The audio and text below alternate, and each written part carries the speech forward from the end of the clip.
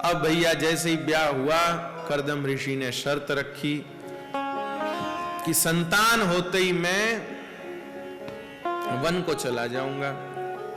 तो कोई बात नहीं भाई, वन कोई दूर थोड़ी है, वन में ही तो घर है, थोड़ा 1 किलोमीटर दूर जाके बैठ जाएंगे और क्या है। तो वैसे ही रहने लगे, भजन में लग गए ब्याह होते ही। और सब लोग तो ब्याह होते ही भाई न जाने कहां कहां लग जाते हैं, ये भजन में लग गए।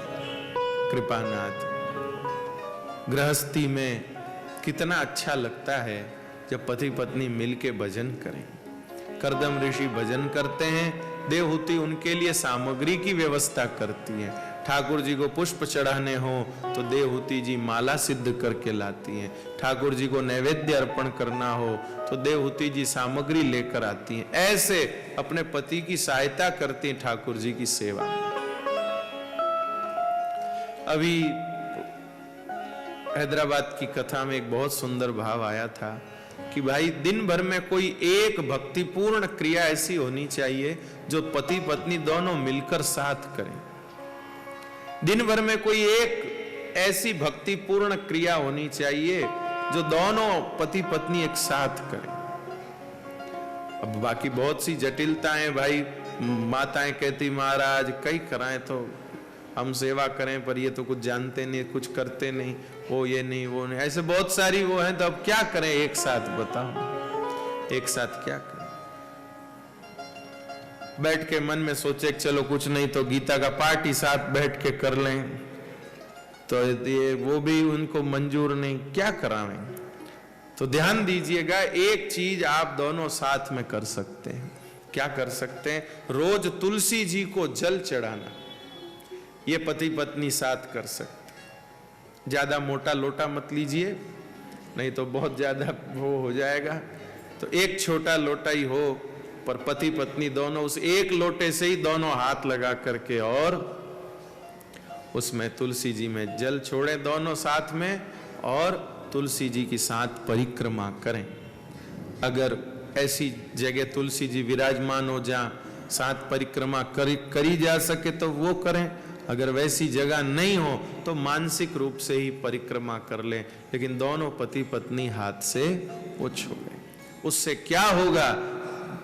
चित्त के नकारात्मक विचारों का नाश होगा, पति पत्नी का प्रेम बढ़ेगा।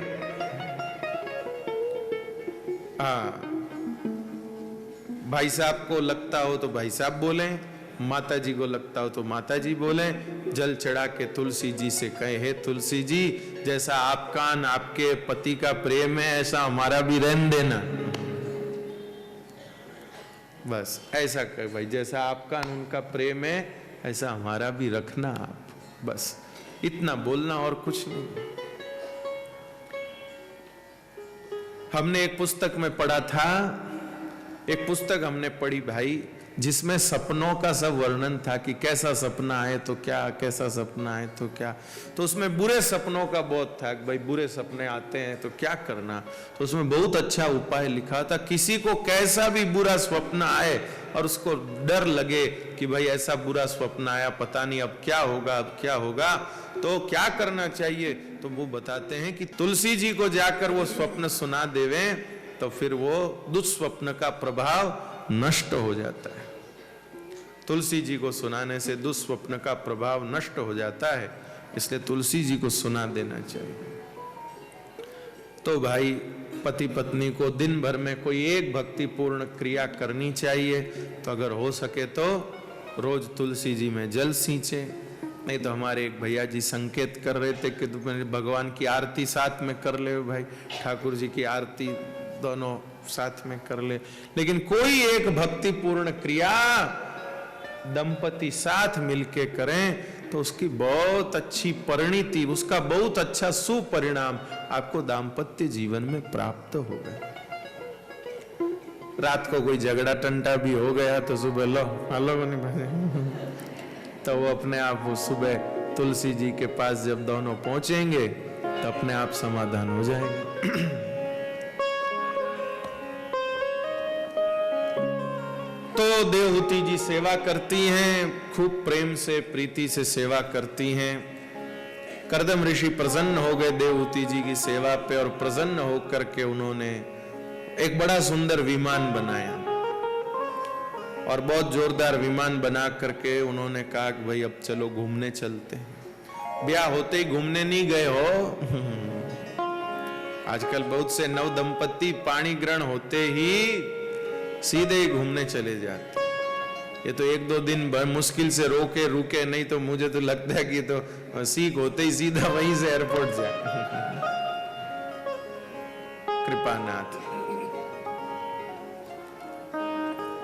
लेकिन यहां पर पहले भजन किया, अपने आप को ऊर्जा से परिपूर्ण करिए, सात्विक ऊर्जा से परिपूर्ण करिए।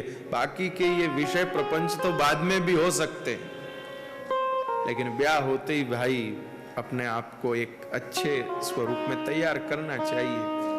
तो इन्होंने भजन किया। अब भैया एक सुंदर विमान में बैठकर घूमने को गए, घूम घाम के वापिस आए। घूम घाम कर वापिस आए तो 9 कन्याएं हुई, और 9 कन्याएं हुई तो कर्दम ऋषि बोले हम तो पहले ही बोले थे, हम तो ब्याह होते ही जाएंगे, सो संतान होते ही जाएंगे, सो हम तो जा रहे हैं। तब भैया देवहूति ने कहा आप जंगल में चले जाएंगे, पीछे से इन कन्याओं का ब्याह कौन करेगा? कम से कम कोई एक तो संतान हो जो ये करे, पुत्र हो जो हमारी दुविधा मिटाए, हमारे शोक को दूर करे।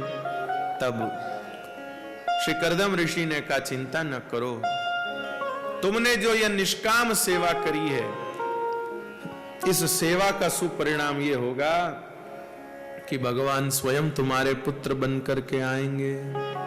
और कृपानाथ, जैसे ही देवहूति जी को पता चला कि भगवान मेरे पुत्र बनकर के आएंगे, उसी समय उन्होंने अपने आप को सावधान कर लिया। सावधान माने क्या कि कहीं ऐसी कोई चेष्टा हमारे से न बन जाए कि ठाकुर जी का आने का विचार बदल जाए, उनके आने का विचार बदल जाए, ऐसा न हो जाए। इसलिए खूब अच्छा सोचना, बहुत अच्छा पवित्रता से रहना, आदि आदि विविध प्रकार से देवहूति जी ने अपना ध्यान उधर कर लिया। अब ऐसा पवित्र स्वरूप हो गया देवहूति जी का कि निश्चित रूप से लगने लगा कि अब तो भगवान पधारने वाले हैं। और उन्हीं देवहूति जी के गर्भ से भगवान कपिल बनकर के पधारे। बोलिए श्री कपिल भगवान।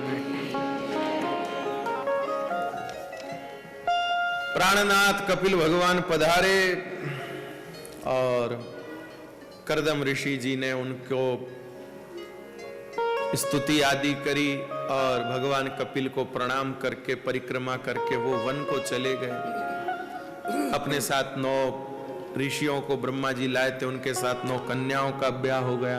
अब देवहूति जी भगवान कपिल के पास आई, और भगवान कपिल के पास आकर कहती है, हे बेटा कपिल, तुम मुझे बताओ अब मैं क्या करूं, क्योंकि मैं इन विषयों का संग करते करते ऊब गई। अब मेरे को ये सब चीजों में सुख नहीं मिलता है। अब हम लोग तो भाई हमेशा इन्हीं सब चीजों में सुख सोच के बैठे हैं। बढ़िया घर होगा तो सुखी होंगे, बढ़िया गाड़ी होगी तो सुखी होंगे। लेकिन जिनके पास विमान है, गाड़ी क्या विमान, ऐसा विमान जो इच्छा करने पर सब कुछ प्रदान करता है, लेकिन फिर भी वो दुखी है कि अब इसमें कुछ कल्याण नहीं।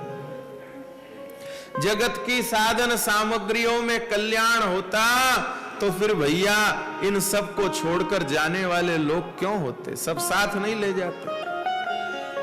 मेरे भाई बहन, अपने कल्याण की सामग्री हमेशा अपने साथ रहने वाली है। तो मुझे बताइए, जब प्राणी जाता है तो उसके साथ उसका गहना क्यों नहीं चला जाता, उसका कपड़ा क्यों नहीं चला जाता, उसका मकान क्यों नहीं चला जाता, उसके रुपया पैसा क्यों नहीं चले जाते हैं? क्योंकि जो इनमें से एक भी चीज कल्याण से संबंधित है नहीं, इसलिए छूट जाती है। जो चीज कल्याण से संबंधित है वो संग जाती है। और कल्याण से संबंधित चीज क्या है? हमारा जो ठाकुर जी के साथ संबंध है वो कल्याण की सामग्री है। हमने जो ठाकुर जी की सेवा करी है वो हमारी कल्याण की सामग्री है। हमने जो ठाकुर जी के गुणगान गाए हैं वो हमारे कल्याण की सामग्री है। मेरे भाई बहन, वो संग में जानी। वो संग में जानिए, बाकी और कुछ संग में नहीं जाना। ये सब यही पड़ा रह जाने वाला है, सब यही पड़ा रह जाने वाला है, सब यही पड़ा रह जाने वाला है।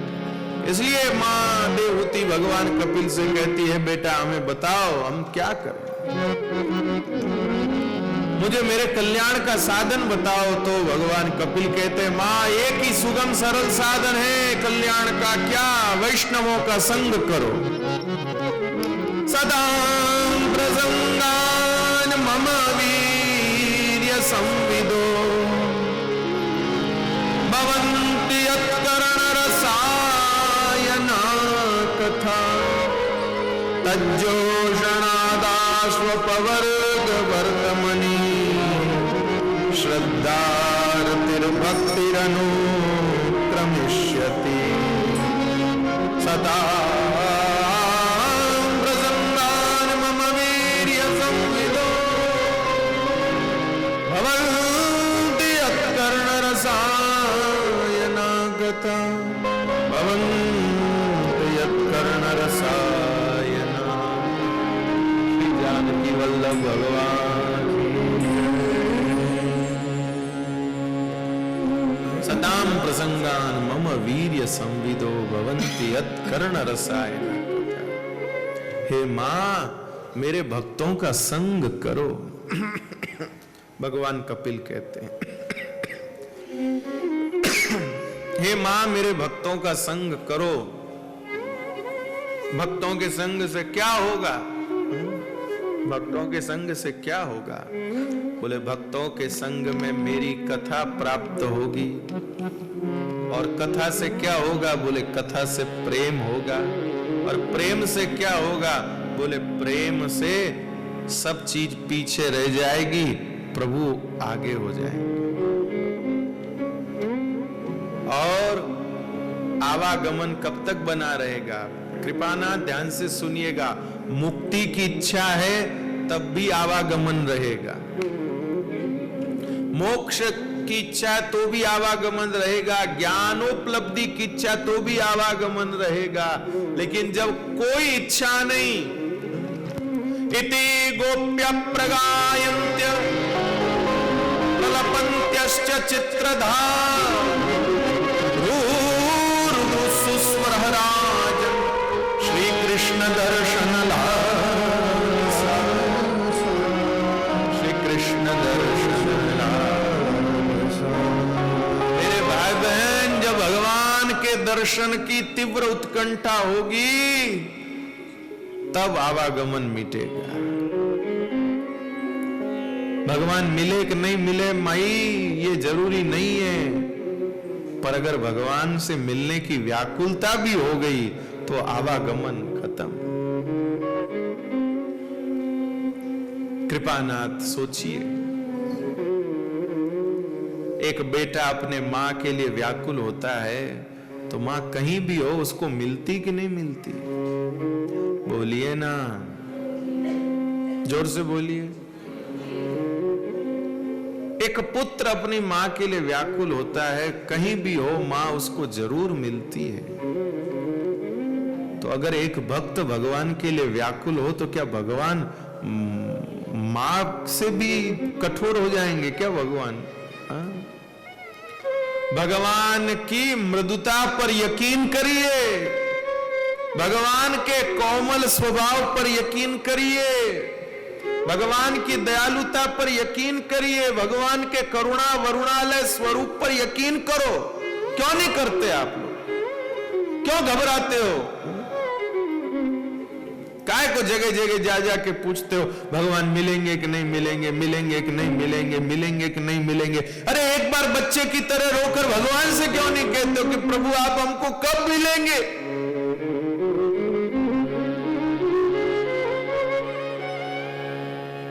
अगर आपके इस प्रकार व्याकुल होकर कहने पर भी अगर भगवान आप पे दया नहीं करेंगे तो फिर वो कौन फिर उनको करुणा सिंधु कहेगा?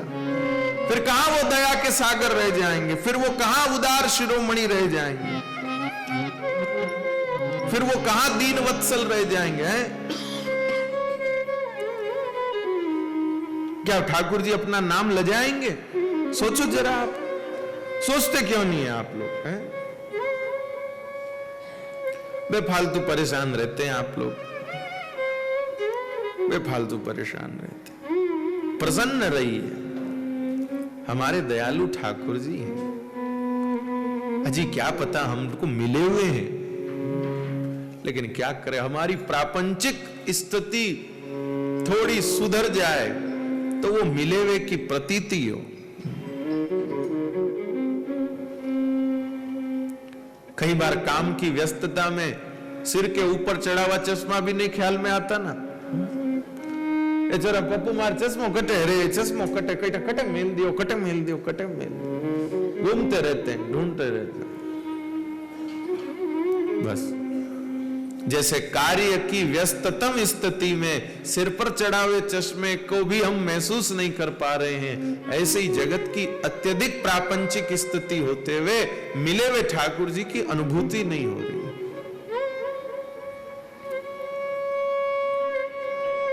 मिले हुए भगवान की अनुभूति नहीं हो रही। बाकी नहीं मिले हो ही नहीं सकता, मुझे तो यकीन होता नहीं, फिर आप भले आप जानो।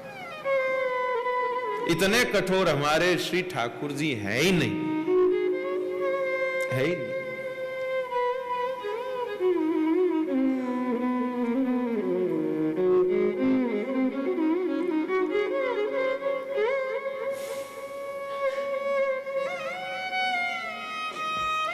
तो भगवान कपिल कहते हैं, मां मेरे भक्तों का संग करो और मेरे भक्तों के संग में मिलने वाली कथाओं को सुनो।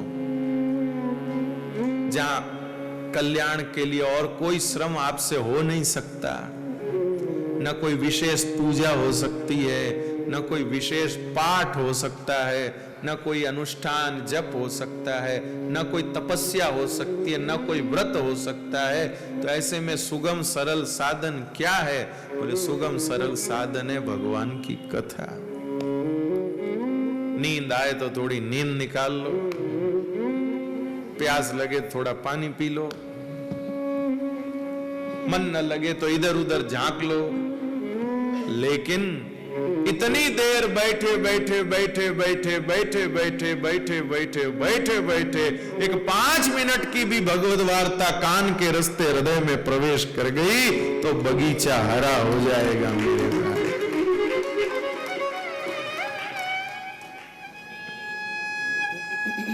कृपानाथ भगवान कपिल ने कई तरीके बताए, लेकिन मां देवहूति कहती है सबसे सरल तो बेटा यही मुझे लगा कि अपना चित्त भक्ति योग के माध्यम से भगवान में लगा दिया जाए। भक्ति योग के माध्यम से भगवान में लगा दिया जाए। प्राणनाथ इस प्रकार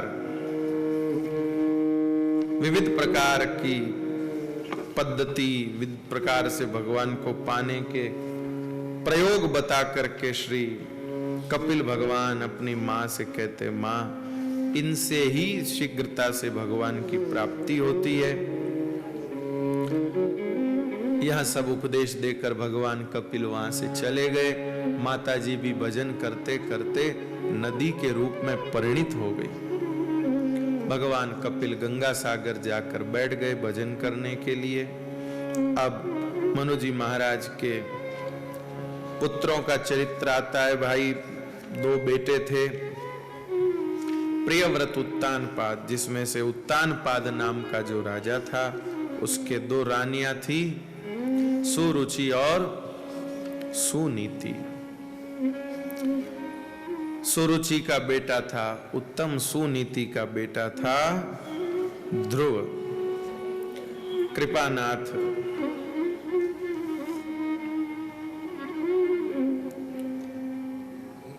ध्रुव जी वो थे सुनीति के पुत्र। तो कृपानाथ एक बार ध्रुव जी घूमते घूमते अपने पिता के भवन में चले गए। अपने पिता के भवन में गए तो पिताजी के मन में इच्छा हुई, ध्रुव जी के मन में इच्छा हुई कि मैं अपने पिताजी की गोद में बैठूं। अब पिताजी के मन में तो ये इच्छा हुई नहीं कि मैं अपने बेटे को गोद में बिठाऊं। वो तो मन ही मन डर गए। वो सोचने लगे ये छोरा आ तो रहा है नजदीक गोदी में बैठने के इरादे से, इसको समझ में आ रहा है मुझे ये देख के, लेकिन कहीं उसने देख लिया तो वो नाराज हो जाएगी। फिर नाराज हो जाएगी तो बस पूरी रात मनाने में निकल जाएगी। क्या करूं, कैसे करूं, क्या करूं, कैसे करूं, कहीं आ न जाए। और श्री ध्रुव जी आए तो अब उसको बिठा तो लिया गोदी में, लेकिन अभी डर नहीं जा रहा कहीं। और भाई वो बेचारा जो इधर देख रहा तो नहीं, वो आएगी हम। वो सामने से पधारी और दूर से ही देखा, ओह इस छोरे को गोदी में लेकर के बैठे। आज गोदी में बिठाया, कल को राज सिंहासन पर बिठा देंगे, और इसको जब राज सिंहासन पर बिठाएंगे तो फिर मेरी क्या दशा होगी। और वह एकदम जैसे क्रोध में फुफकारता हुआ सांप कैसे आता है वैसी फन फन फन फन करती हुई आई और ध्रुव जी को हाथ पकड़कर खींच कर हटा दिया। बड़ा आया, पिता की गोदी में बैठने वाला, जा जा, अगर पिता की गोदी में बैठना है तो तपस्या कर और भगवान से कह मुझे सुरुचि के गर्भ से जन्म दो। तू मेरे गर्भ से जन्म लेता तो पिता की गोद में बैठने का अधिकार तुझे मिलता, नहीं तो जा। ऐसा करके निकाल दिया भाई।